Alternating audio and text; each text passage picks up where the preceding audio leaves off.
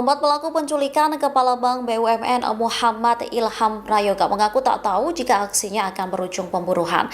Bahkan mereka disebut ketakutan saat diminta membuang jasad korban. Pernyataan ini disampaikan oleh kuasa hukum para penculik Adrianus di Polda Metro Jaya pada Senin 26 Agustus 2025.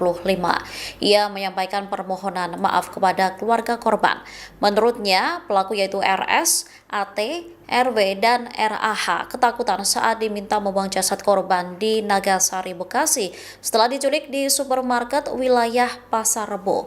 Pasalnya, pembunuhan dilakukan tak sesuai dengan perjanjian awal. Awalnya, pelaku hanya diperintahkan untuk menjemput paksa. Download Tribun X sekarang, menghadirkan lokal menjadi Indonesia.